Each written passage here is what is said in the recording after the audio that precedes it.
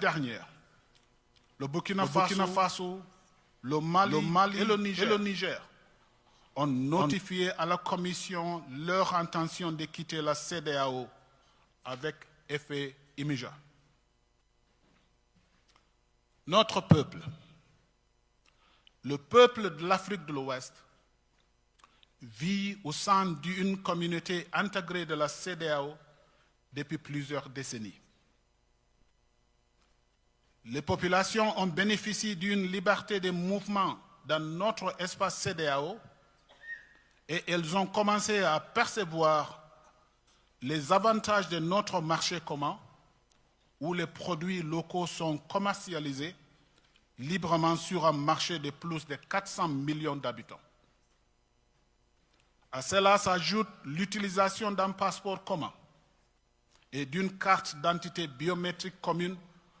pour les déplacements à l'intérieur de notre espace communautaire.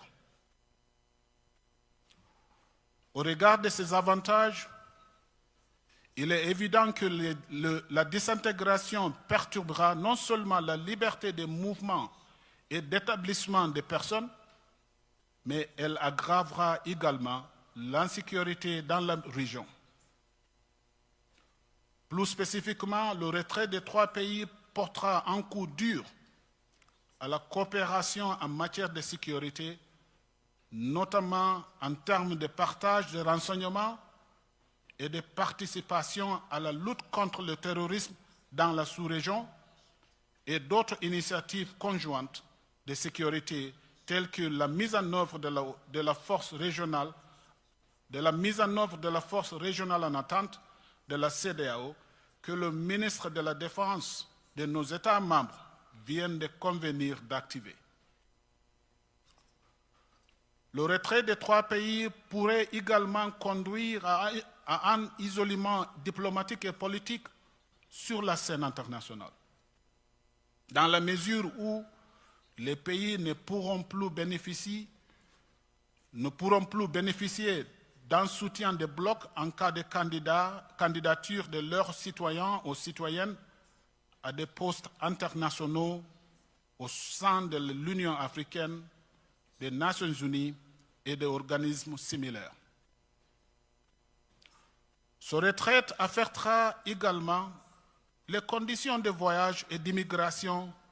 des citoyens de ces trois pays, car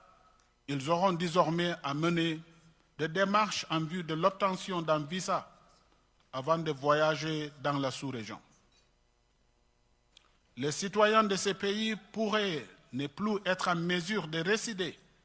ou de créer librement des entreprises dans le cadre des facilités mises en place par la CEDEAO et pourraient être soumis à diverses lois nationales. Ainsi, ces trois pays vont devoir cesser d'utiliser le passeport de la CEDEAO, la carte d'identité nationale biométrique de la CEDEAO et l'assurance automobile carte brune de la CEDEAO à l'échelle régionale.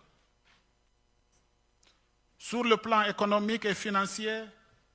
le retrait des trois États membres pourrait entraîner l'arrêt ou la suspension